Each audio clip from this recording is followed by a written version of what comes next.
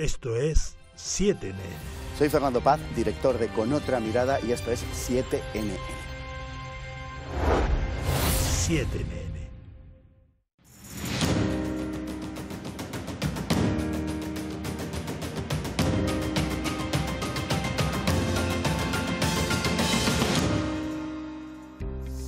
Buenas noches y bienvenidos a Con Otra Mirada, o quizás debería decir Buonasera, y es que este pasado domingo se celebraron elecciones en Italia y Giorgia Meloni, líder del partido Hermanos de Italia, podría ser la primera mujer en la historia del país en asumir el cargo de primera ministra. Esto sería algo insólito, no por lo de mujer, que ya sabemos que son capaces de cualquier cosa sin que haya un movimiento subvencionado que apoye a este sexo en función de su ideología, sino porque el pueblo italiano, harto de la manipulación y mentiras de una élite burocrática nacional e internacional, ha dado la oportunidad de cambio a un conglomerado de partidos que podríamos tildar como antiglobalistas, menos en el caso obvio de Silvio Berlusconi. Como bien sabemos, la lucha ya no es izquierda y derecha, pues pueden ser dos caras de la misma moneda, sino que es entre patriotas y globalistas. Veremos cómo se desarrolla en los próximos meses para catalogar debidamente al nuevo Ejecutivo, que se conformará dentro de un mes aproximadamente. Hablaba ahora de una mujer, Meloni, pero a los mandos de Bruselas se encuentra otra mujer, también rubia, pero con mucha menos carisma, llamada Ursula von der Leyen. Si alguno no la conoce, estas declaraciones suyas son una buena carta de presentación. We'll see. If things go in a difficult direction, I've spoken about Hungary and Poland. We have tools. If things go in the right direction. Desde hace ya un tiempo, medios del sistema, es decir, de izquierdas, nos bombardean de manera constante intentando lavarnos el cerebro con la idea de que la democracia solo vale cuando se vota lo que la élite quiere. Si no, es cosa de los bolos y de una extrema derecha que viene a matarlos a todos, incluido a sus queridas mascotas. Algunos titulares señalan que Europa está en vilo ante el peligro del neofascismo y bla, bla, bla. Algunos temen perder esa Europa de valores muy nuevos, pero metidos con calzador, con sucesivas leyes ideológicas que ya todos conocemos. Como podemos ver, los tentáculos sobre nuestra Europa son largos y fáciles de señalar, aunque algunos sigan empeñados en vender lo contrario. De esto y mucho más hablaremos en nuestro programa de hoy. Comenzamos.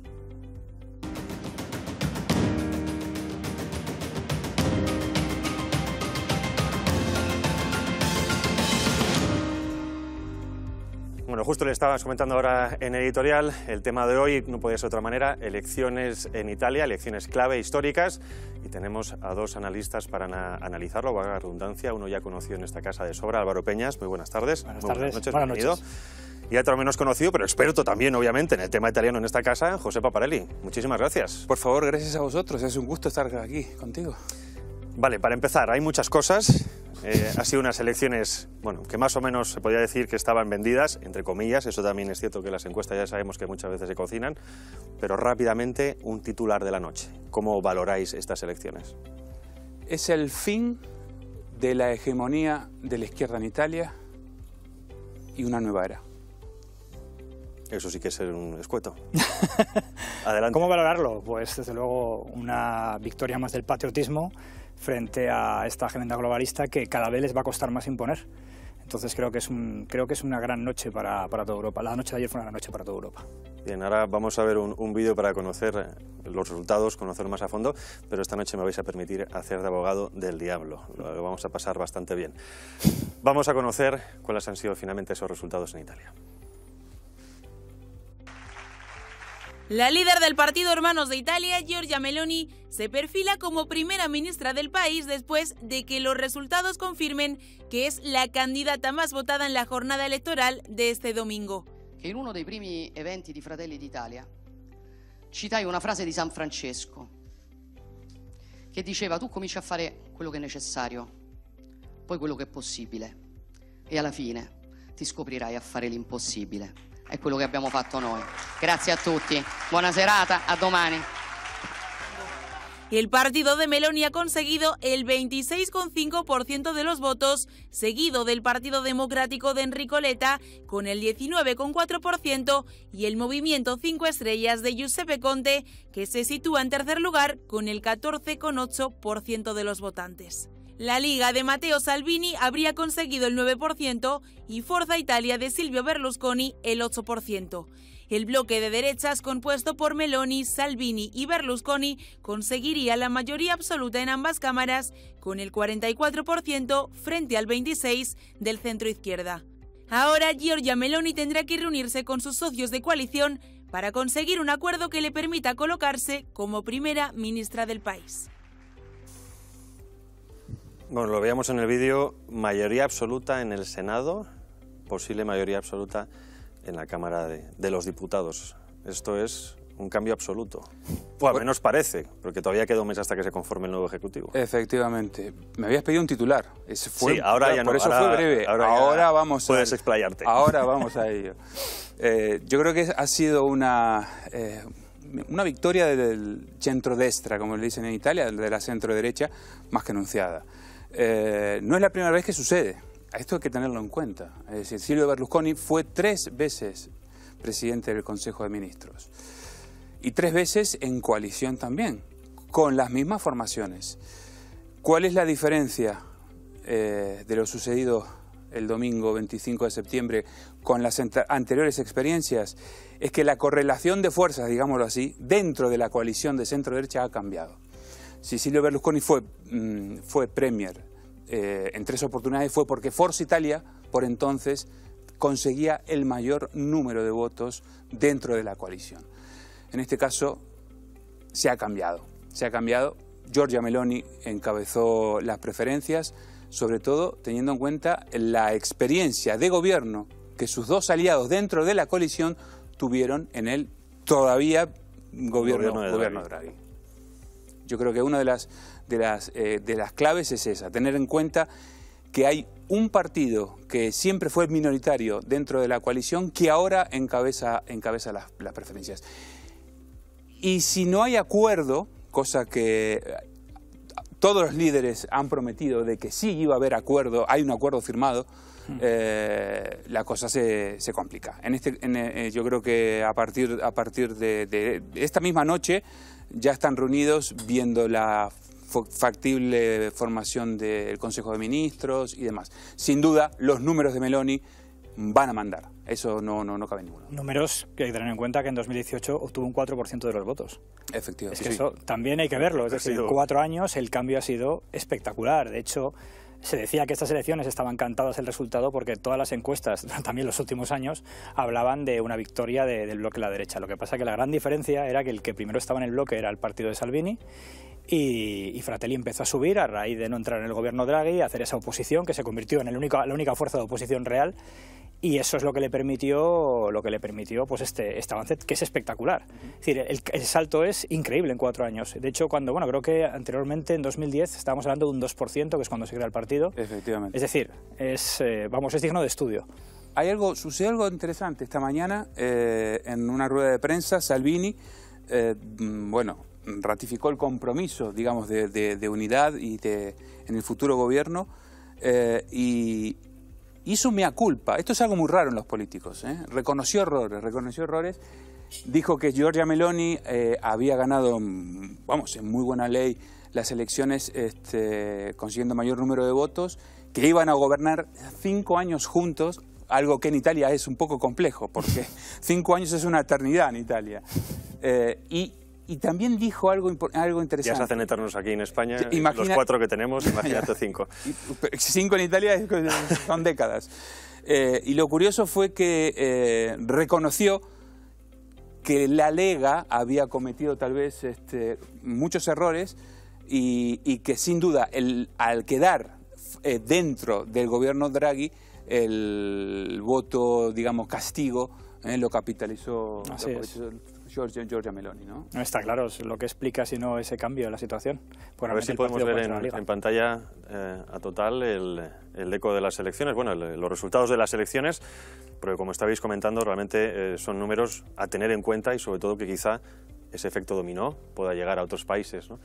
Ahí lo veíamos en este caso hecho en El País, interesante sobre todo lo que hablábamos ahora de personajes. Y una cosa que yo os quería preguntar también, ¿cómo congeniar los resultados que estamos viendo en pantalla con una lucha de egos? Hablamos de Silvio Berlusconi, clásico donde los clásicos, que digamos que su Forza Italia vendría a ser un partido popular, obviamente, salvando las distancias, ¿no? Ojalá tuviéramos. Pero esa Forza Italia que ha ido perdiendo peso, le salió un enano, en este caso Berlusconi hace unos años, y le ha salido un segundo enano, o el enano del enano, no sé cómo podemos llamarlo, pero está claro que, bueno, es como si Vox va a elecciones con el Partido Popular, pero con más fuerza electoral, o digamos invirtiendo las tendencias que algunas encuestadoras nos pretenden vender ahora, ¿no? Efectivamente. La verdad que son tres figuras políticas de mucho peso y mucho carisma, eso sin lugar a dudas, empezando por Silvio Berlusconi. Lógicamente ya está prácticamente en retirada, pero la personalidad de Berlusconi es indiscutible, ¿no? Y dentro de la política italiana el peso que ha tenido y sigue teniendo lo mismo. Matteo Salvini, a partir de las voltas, del cambio en el año 2017 de la vieja Lega Nord, se hace con la Secretaría Federal del partido y deja de ser un partido regionalista, que en su momento tuvo pretensiones incluso hasta separatistas y demás, y se convierte en Lega per Salvini. Al separatismo catalán, eso... Congeniar la amistad con Salvini con su política internacional, al menos hasta hace unos años, era bastante complicado. Pero justamente lo que iba a ir a ese tema, Lega cambió, Lega ya no es la Lega Nord. Los viejos leguistas sí tienen esa pretensión, digamos, soberanista identitaria y, lógicamente, justamente por ese motivo, vinculado también con otros movimientos del estilo, no solo en España, sino en Europa. Pero Lega cambió y Salvini se convirtió en un líder. Se convirtió en un líder que, recordemos simplemente las elecciones europeas del 2019, consiguió más del 30% de los votos. Fue el partido más votado en Italia. Y la gestión con ese famoso gobierno, primer gobierno Conte, recordáis todos, en donde parecía imposible, ¿no? Una especie de alquimia entre el movimiento Cinque Stelle y la Lega de Salvini. Sin embargo, hubo acuerdo para que cada cual maneje ciertas áreas de gobierno. Salvini se encargó del Ministerio del Interior y realmente lo hizo bien. ¿Por qué? Porque simplemente con ver los números de desembarcos de inmigrantes ilegales bajó en un 1000 por 1000. El problema quizá de Salvini que tiene mal gusto con las camisetas. Tiene un problema con las camisetas, efectivamente, pero es parte de su personalidad. ¿Con el material o los eslóganes que van en la camiseta? Porque son dos cosas diferentes. Sí. Bueno, mira, yo tuve la oportunidad de estar la semana pasada en el Raduno di Pontida, ¿no? En la fiesta anual de Salvini y demás, de la Lega y demás, y doy fe que no he visto ningún tipo de bandera que me haya molestado, ¿eh? Por eso te decía, la Lega ya no es esa Lega de Umberto Bossi, esa Lega separatista. Matteo Salvini, hay que recordar, y es senador por Calabria. De base clasista, eso quiere decir que la segregación al estilo catalán es siempre por tema material, la pela es la pela. Efectivamente. El norte rico, el sur para ellos obviamente más pobre y se intentó. Lo que sí hay una cosa que mencionar con esto que es curioso porque Lega y Fratelli son partidos que lo lógico es que compitieran entre sí. Y normalmente en una situación así, pues sabemos en España cómo sería la relación, ¿no? Lega que ha estado además en el anterior gobierno. Sí. Igual salió un poquito escaldado de eso. Y claro, pero que es curioso cómo han logrado llegar, sin embargo, a tener esa buena sintonía. Es decir, no hacer que eso se convierta en un obstáculo o que sea realmente una lucha fratricida, ¿no? Eso realmente también es algo muy bueno de decir de ambos líderes, ¿no? Haber logrado eso y, de hecho, cuando firman el acuerdo final de coalición, la foto que lo escenificó fue un abrazo, además, en un lugar así muy en la costa, muy... Sí. Eso fue en Palermo. En Palermo, ¿no? Sí. Hay fotos de abrazos entre Salvini y Meloni que son... No es un abrazo como la mano que dio Pedro Sánchez a la negra por la calle que después... No. No era por si acaso, eran abrazos sucios. Está el documento. ¿No? Ya sabemos. También se ha dicho de Giorgia Meloni, bueno, ahora iremos viendo un perfil, pero se ha dicho de todo, obviamente. Sí. Bueno, neofascista es poco, pero cuando uno la habla a escuchar, al menos fuera de los mítines, resulta bastante sensata. Al menos las palabras de ayer, la celebración, vamos a escucharlo ahora, era muy serena. Ahora vamos a escucharlo y a ver qué opinan también los espectadores y ahora vosotros vuestra opinión. Los italianos han dado desde las urnas una indicación clara, y la indicación es por un gobierno de centro-derecha con la guía de Hermanos d'Italia.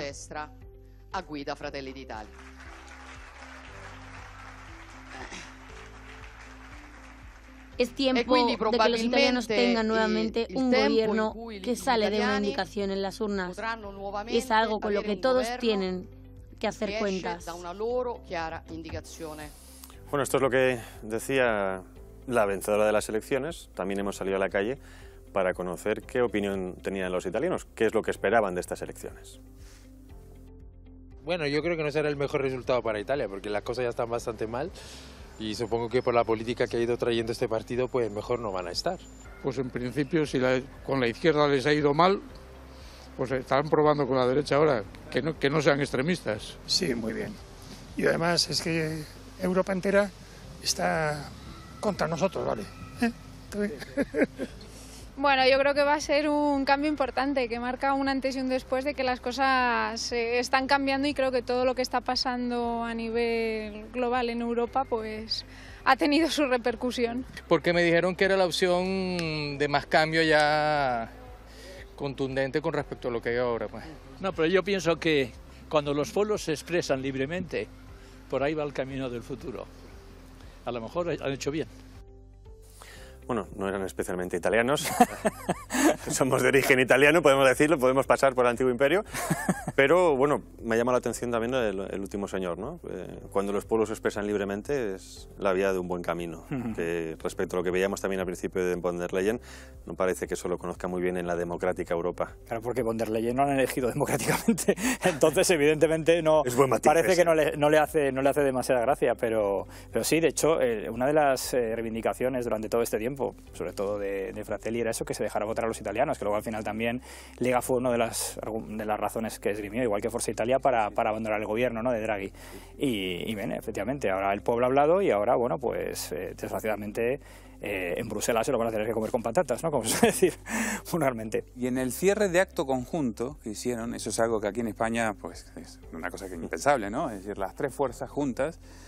Bueno, habrá que esperar a sumar. Primero a ver si suman, sí, y después a ver si luego realmente no se acaban matando todos unos a otras. No, bueno, la verdad que el acto en Piazza del Popolo del jueves en Roma asumieron el compromiso justamente de seguir juntos durante 5 años, y sobre todo han dicho algo que es importante y a tener en cuenta: que se habían acabado los gobiernos de los tecnócratas, que ahora la palabra la tiene el pueblo soberano italiano. Y realmente fue así, ¿no? La gente votó y votó. Digo, han tenido a Monti, han tenido a Draghi. El último... Quizá un país más tecnócrata que Italia no existe en la Unión Europea. Sí. Ni siquiera Grecia con las intervenciones ha sido tan claro, ¿no? Sí. Fíjate que el último gobierno elegido fue el último mandato de Silvio Berlusconi, que cae en el 2011. Luego vienen todos los tecnócratas, hasta el 18, que hay que recordar también que para conseguir formar gobierno, para acordar quién iba a encabezar quién iba a presidir el Consejo de Ministros, se tardó 6 meses, es decir, y sin embargo Italia seguía funcionando sin presidente. Esa fue la última vez que los italianos pudimos votar, en el 18, bueno, lógicamente ahora el día 25 hemos tenido también la suerte de hacerlo. A nivel europeo, luego vamos más al área internacional, pero no vamos a internacional, vamos de internacional a Italia. A nivel europeo, ¿cómo se ve a Fratelli d'Italia? Bueno, desde luego... En todos los ámbitos. En todos los ámbitos. Te hago que me hagas el repaso en todo el espectro. Sí, bueno, está claro que desde luego para la Comisión, como bien señalaron, es un enemigo.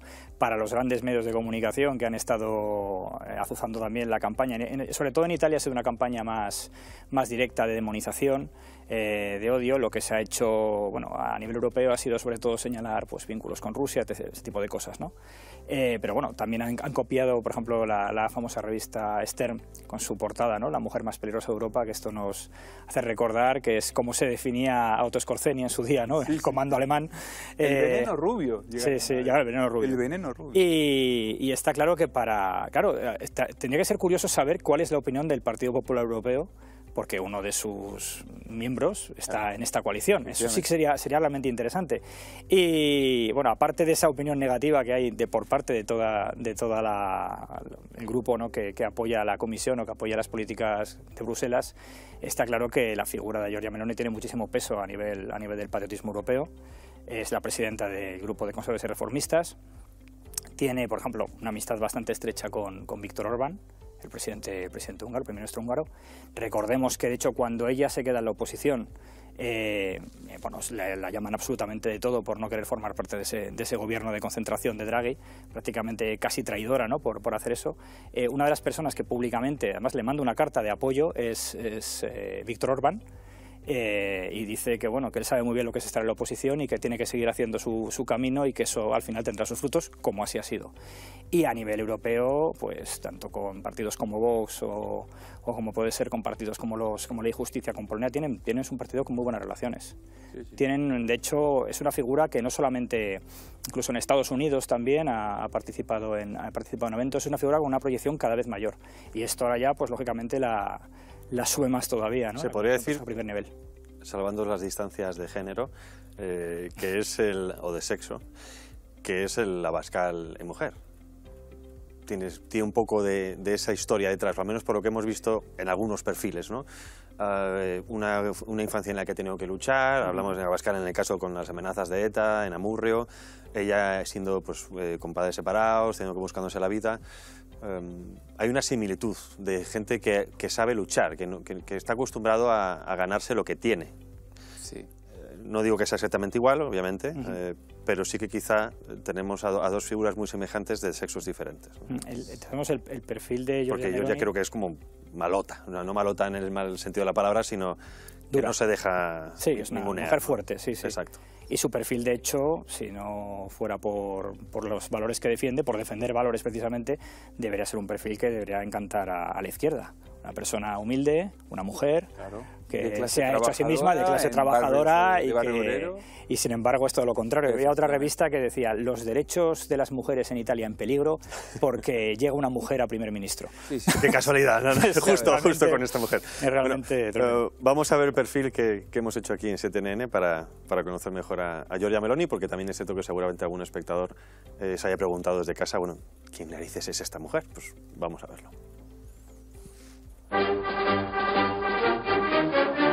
Madre italiana y cristiana, así se autodefine Giorgia Meloni. La mujer que ha conquistado a los italianos no es nueva en política.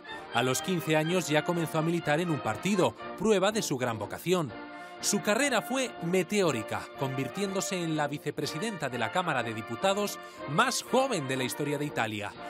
Lo mismo ocurrió cuando adquirió la cartera del Ministerio de Política Juvenil con solo 31 años durante el gobierno de Silvio Berlusconi.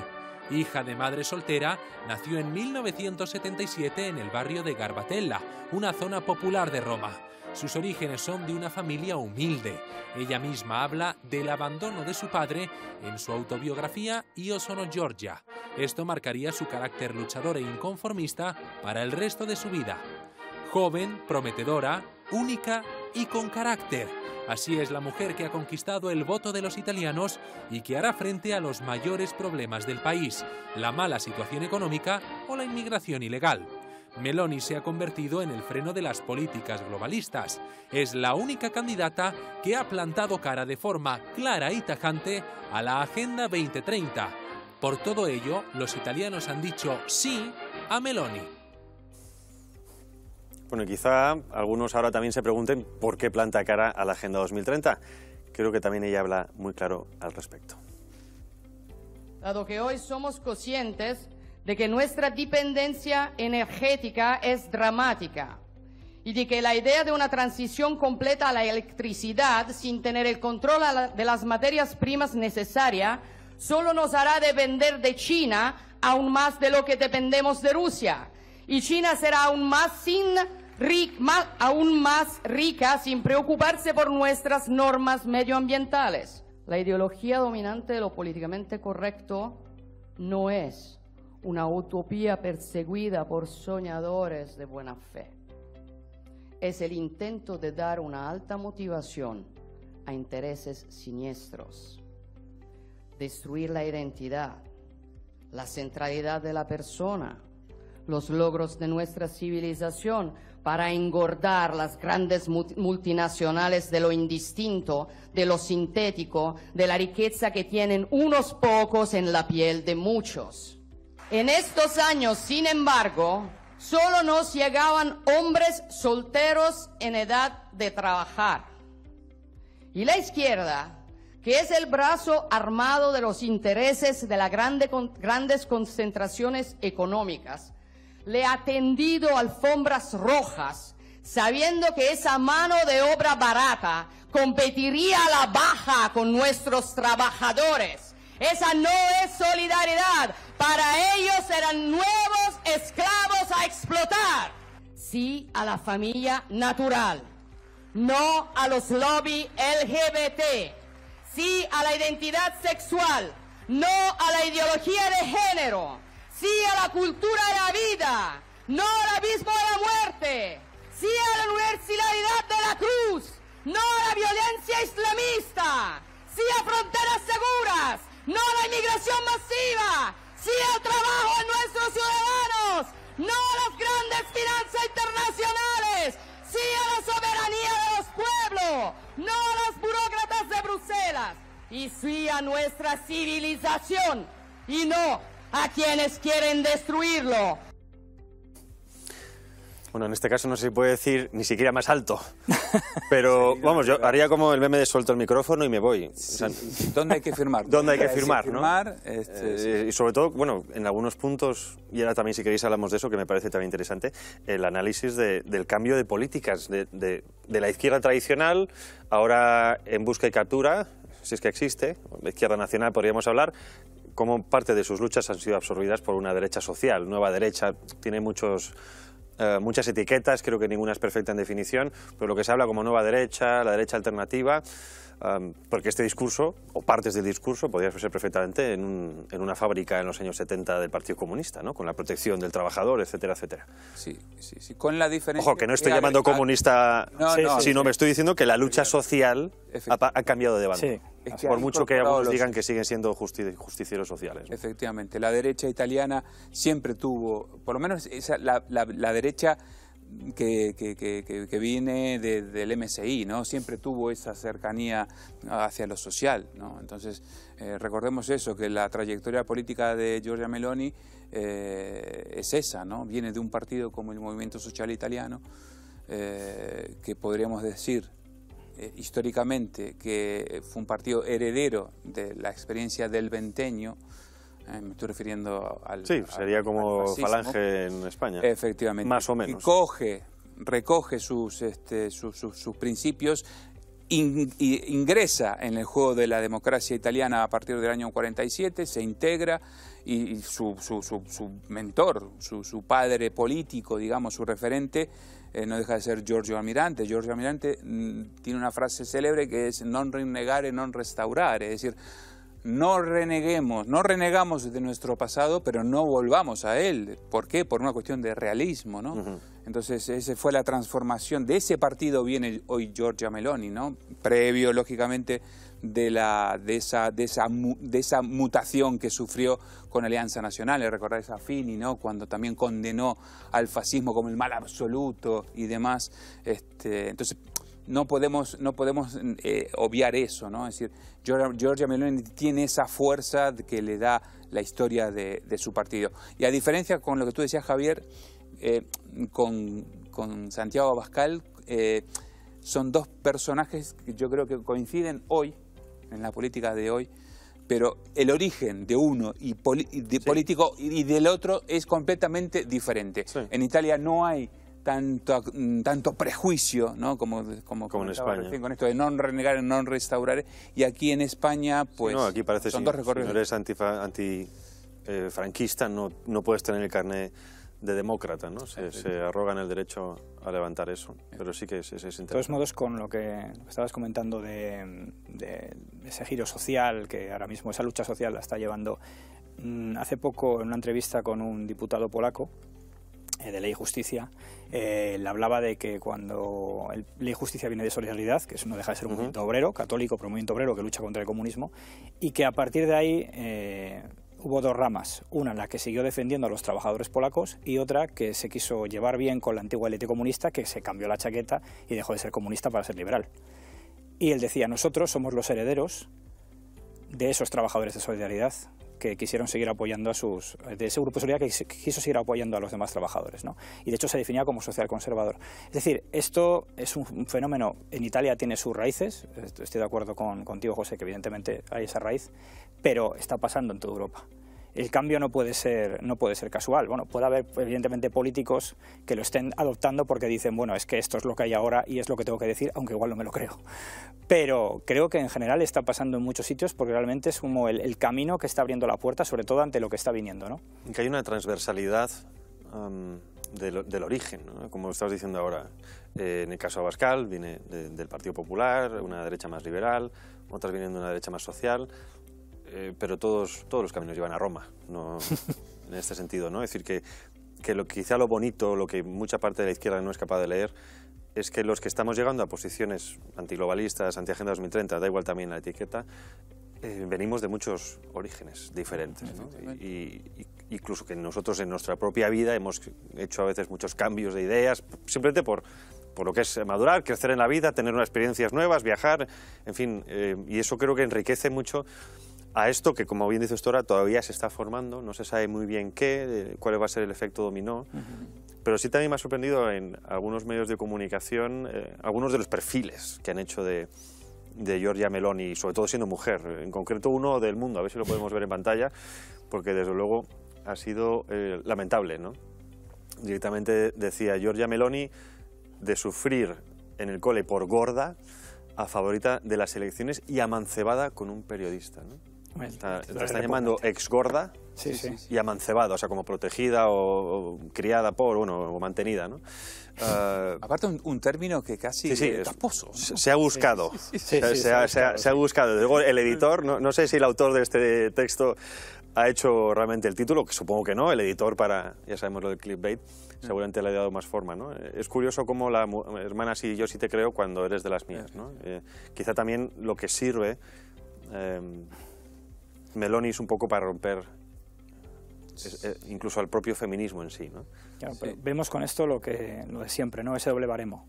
Es decir, pensemos esta definición de un político de la izquierda, bueno, escandaloso, estarían pidiendo la cabeza del periodista y del periódico, ¿no? Montero como prácticamente prostituta, ¿no? Entonces, claro, bueno, incluso es que esto es prácticamente está bien el bullying, ¿no? Porque fíjate, si igual así no se hubiera presentado primer ministra, pero es que claro, es algo alucinante, no sé, pero bueno, ese ejemplo y lo que dices del feminismo está muy bien sacado porque realmente es así, ¿no? Sí. Es algo ahora que realmente pues debería ser, pues eso, es decir, mira cómo una mujer puede llegar a donde llega y sin embargo pues no va a ser así. Efectivamente. En Italia de momento no hay Ministerio de Igualdad presidido por un ministro, ministra o ministre parte del Grupo de Puebla. Eso yo no creo que suceda tampoco. Pero, bueno, surgen las dudas, a mí me surgen, por eso decía antes del abogado del diablo. Cuando hay cosas de cambio repentino, a mí a veces me huele a chamusquina, ¿no? Con esto no estoy diciendo que no vayamos a ver cosas interesantes, sino como que a veces me da la sensación de que las cosas están más controladas de lo que aparentan, ¿no? ¿Qué sensaciones os dan con algunas?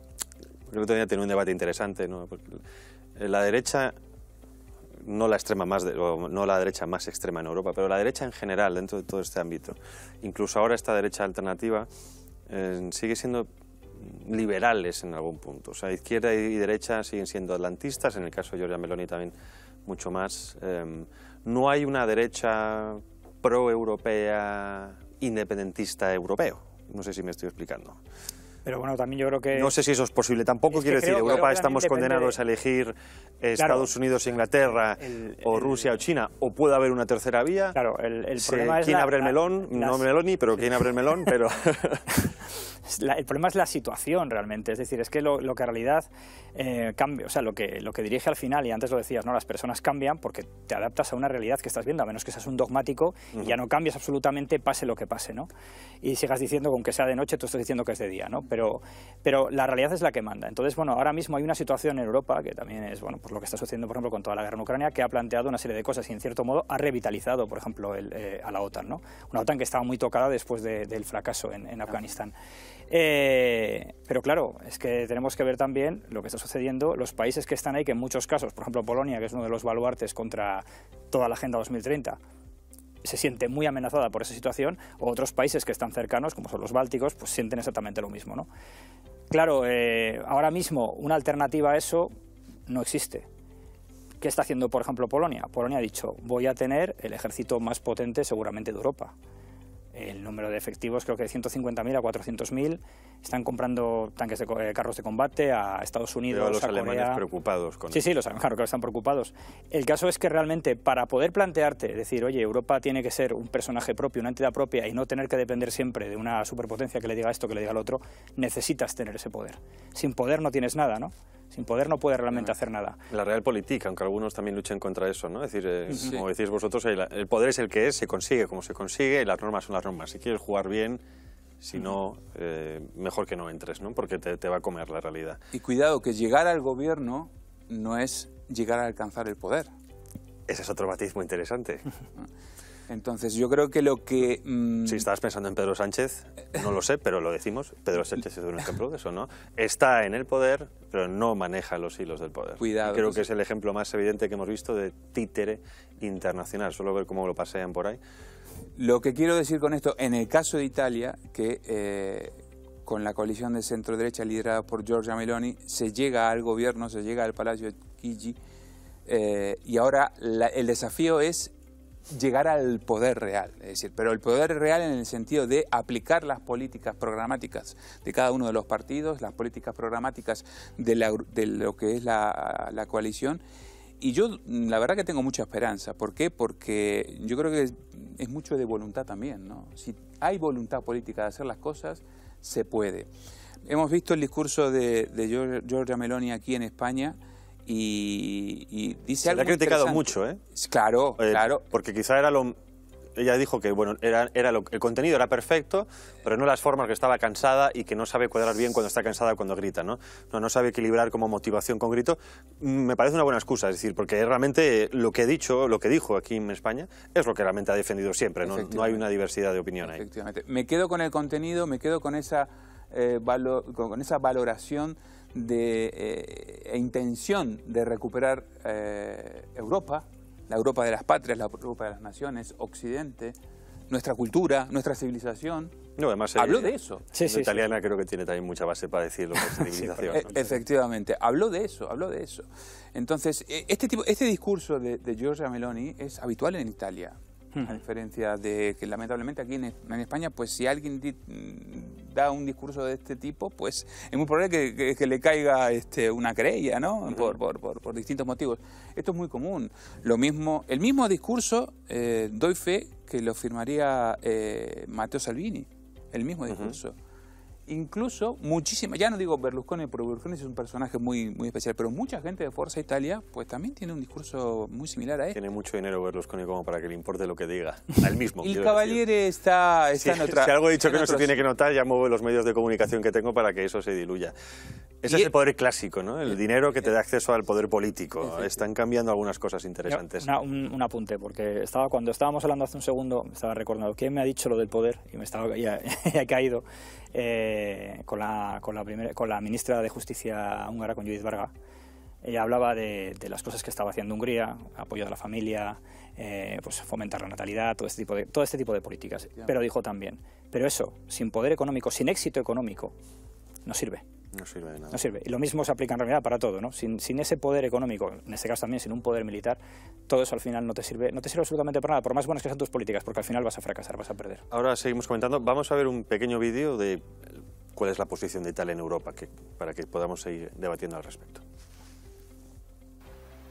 ¿Debe preocuparse Europa?, se pregunta el semanal británico The Economist en su última portada, con una foto de Giorgia Meloni, que si no fallan las encuestas ganará las elecciones italianas este domingo. Mucho más contundente fue la publicación alemana Stern, que la calificó como la mujer más peligrosa de Europa. Meloni reconoció hace unos días en un mitin electoral en Milán que efectivamente hay una preocupación en Europa porque è finita la vacchia, una expresión italiana que significa se acabó el chollo. Asegura Meloni que Italia, con ella a la cabeza, defenderá, como hacen otros países europeos, los intereses nacionales para después buscar una solución común. Europa se está haciendo cada vez más fuerte. Hace falta una relación distinta con Europa, porque yo creo que los estados europeos no son aliados, sino que compiten entre sí y lo están demostrando claramente, porque los intereses de unos chocan con los de otros. Europa nos ha amenazado en el caso de que gane la derecha, algo que francamente me parece una injerencia en los asuntos de Estado de Italia. Giorgia Meloni, que es presidenta del Grupo de Conservadores Europeo, ha tejido una red de aliados. En España comparte las ideas de Vox en temas como identidad nacional, inmigración, lucha contra el aborto o identidad de género. Restar poder de decisión a Berlín y París y favorecer una mayor cooperación entre los países del Mediterráneo y del Grupo de Visegrado, en especial con Polonia y con Hungría, figuran entre sus objetivos. Para Meloni, la Hungría de Viktor Orbán es un referente en política fiscal, migratoria, apoyo a las familias y defensa de la identidad cristiana. Retomando lo que estáis hablando interesante, no es posible un cambio político sin un poder económico. Ahora hablamos del caso de Orbán en Hungría. Bueno, lo conocemos bien, hemos estado allí juntos.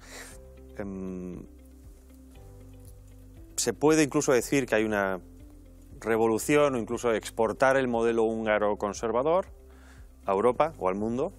Creo que eso los americanos están mirando muy mucho a Orbán por los republicanos en Estados Unidos.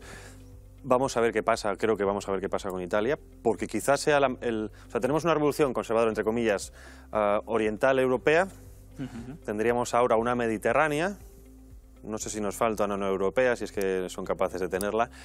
Bueno, en Suecia ahora vamos a ver qué pasa también. Son modelos diferentes de conservadurismo o nueva derecha, pero ¿creéis que eso puede casar a nivel europeo? Lo digo porque incluso en la misma coalición italiana ahora hay dos grupos en dos, bueno, dos partidos en dos, bueno, tres partidos en tres grupos diferentes.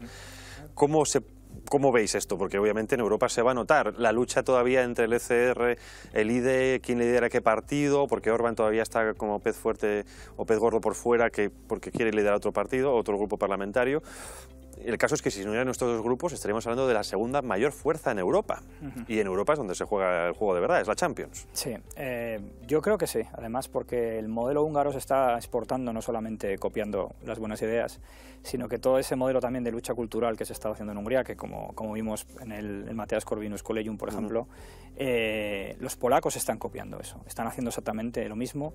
En Italia también se está haciendo, llevan ya años también haciéndolo, pero lógicamente esto cada vez le da más fuerza. La semana que viene, que estaremos este fin de semana que viene estaremos Paparelli y yo en Roma, hay también organizado por Nazione Futura, es un think tank también de la derecha italiana.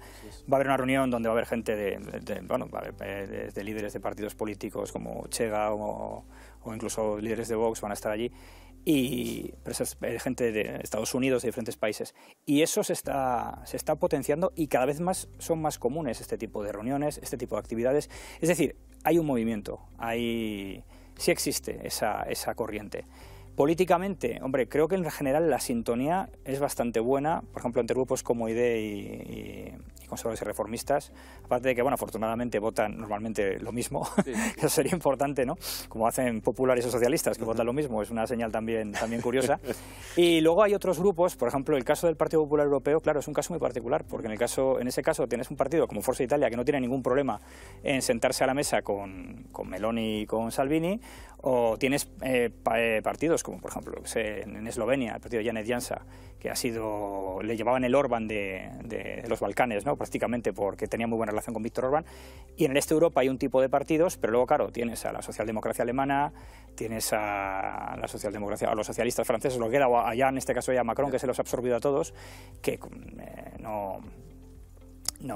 ese tipo de organizaciones no puede hacer nada, y perdón, está medido con los socialdemócratas. Los populares, me refería a alemanes, los conservadores alemanes, o los republicanos franceses, por ejemplo, ¿no? Que están completamente alineados con los socialdemócratas. Sí. Es decir, que prácticamente a veces la línea no existe esa diferencia. O sea que creo que vamos a ver, lo que está claro es que si la correlación de fuerzas cada vez es mayor hacia un lado, eso va a empezar a atraer a otros. Si ahora esto sucede en Italia, veremos, como dices, que sucede en Suecia, veremos qué puede pasar en otros lugares. Si cada vez hay más países que se van incorporando a este bando conservador, yo estoy convencido de que cada vez más tibios van a empezar a decir, bueno, quizás es la hora de empezar a apostar por defender de verdad además, unas ideas. Como decía antes, conservador pero diverso. Es que, claro. O sea, la idea que tiene un grupo, bueno, una parte de la sociedad, de lo que somos en general, bueno, digo conservador, me da igual como nos llamen, es que creo que nos limitan demasiado. O sea, ellos mismos en su cabeza, ¿no? La imagen que tienen de esto es como 4 fachas y ya, y se piensan que siguen con los mismos mensajes de 80 años. Pero claro, la izquierda, que supo en su momento readaptarse a la situación y ha ganado lo que ha ganado en los últimos años, parece que se queda de nuevo atrás frente a una derecha que está retomando el impulso que quizá por incapacidad histórica en los últimos 50 años, la segunda mitad del siglo XX, no ha podido tener, ¿no? Bueno, pero este diálogo, tú lo sabes bien, Álvaro, entre distintos partidos políticos, de distintos grupos políticos dentro de lo que es la Unión Europea, se viene dando desde hace tiempo. Y eso es una muy buena señal, ¿no? Es decir,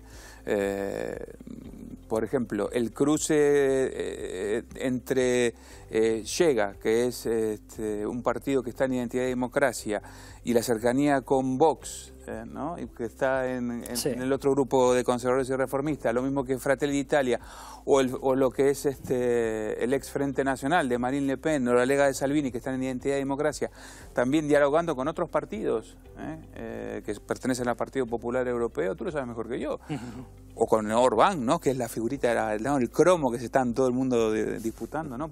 Yo creo que ahí, en algún momento, saldrá algo nuevo y diferente, y es como tú has dicho también, pues puede llegar a ser la segunda fuerza. Que todo esto evoluciona. Orbán estaba en el Partido Popular Europeo y hace 7 años el principal aliado de Orbán era la derecha alemana. Claro. Los conservadores, entre comillas, alemanes. Y vemos ahora cuál es la situación. Sí, Van der Leyen, por ejemplo. No sé, hacemos una proyección y quizás sea mucho proyectar. Dentro de la ventana de Overton, quizá la nueva derecha acabe absorbiendo el arco parlamentario de tal manera que se vaya centrando, o digamos, no que se vaya centrando, sino que vaya centrando a lo demás, o que ellos se conviertan en el nuevo centro, y por lo tanto quizá esa nueva pregunta que surge ahora con el contexto en el que estamos, de si puede salir algo a la derecha de lo que llaman extrema derecha, que obviamente eso es un título mal puesto. Sí, es extrema derecha respecto a lo que tenemos habitualmente, porque es que es muy ultraizquierda, pero como veíamos antes, o sea, las posiciones son libre comercio, atlantismo más o menos moderado, y con cierta sensatez. Hablamos de, por ejemplo, Giorgia Meloni, yo soy atlantista porque estoy en la Unión Europea, estoy en la OTAN, además es el 5º ejército más importante del mundo, Italia, como para no estar a favor, pero esa política de buscar algo mejor para mi pueblo. Es decir, oye, yo estoy muy bien en las alianzas internacionales, pero primero, uno, las quiero reformar, no me llames euroscéptico, eurófobo, que no lo son, y segundo, quiero algo más a cambio de estar simplemente en un club en el que generalmente no saco nada. O al menos hablamos de España principalmente, pero los italianos tampoco es que saquen mucho. Hablamos de soberanía e identidad. Exacto. No es otra cosa. Yo quiero formar parte de este grupo, no voy a ser hermanos Marx, quiero formar parte de este grupo, pero quiero, en este caso también Italia tiene sus intereses, hablamos de defensa de las fronteras, hablamos de la inmigración, eso, en fin. Claro.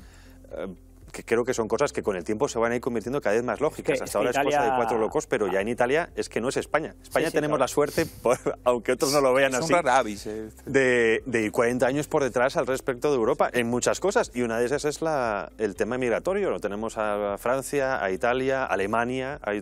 Recientemente veíamos vídeos de más inmigrantes en la frontera con Turquía que van a venir a Europa. Sí, pero por ejemplo Fratelli, mira, había pedido, de hecho hicieron una especie de congreso sobre todo el tema de la OTAN, y lo que ellos piden es una mayor implicación de la OTAN en el Mediterráneo. Evidentemente estamos hablando también de defender las fronteras y bueno, de todo lo que puede venir, pues como ha sido el caso de cuando han venido yihadistas y todo este tipo de cosas. Pero están diciendo, estoy aquí, pero también quiero algo. El problema es pues lo que sucede, por ejemplo, cuando tenemos un gobierno como el español, que estás en un club en el que das cosas y luego no tienes narices a pedir absolutamente nada, o te conformas simplemente con salir en una foto. Se las dan, pero para ellos, no para el bien común. Sí, no para el bien común, efectivamente. Recordemos la mansión que tiene es una cosa Felipe incluso González. Que yo no tengo ninguna simpatía por el gobierno de Draghi, pero antes de Draghi dimitir, se va a Argelia para acabar de arreglar el asunto del gas argelino, que favorece a su país, como es lógico, pero... Cosa que también demuestra que Europa no es la Europa que algunos hacen pensar, es decir, que cuando vienen mal dadas, aquí es un sálvese quien pueda. Claro. Pero lo cual quizás sea siendo una Europa de las naciones más de lo que pensamos, al menos a efectos prácticos. Efectivamente. Otra Italia es posible, lo estamos viendo, por lo menos la intención otra Europa, es esa, y otra Europa es posible. Yo creo que el eje es ese, es decir, la intención final del futuro gobierno italiano es ese, ¿no? Tener mayor presencia en la Unión Europea con mayor fuerza, ¿no? Y decir, bueno, aquí está Italia, nosotros peleamos por nuestra soberanía, por nuestra cultura y por nuestra identidad, ¿no?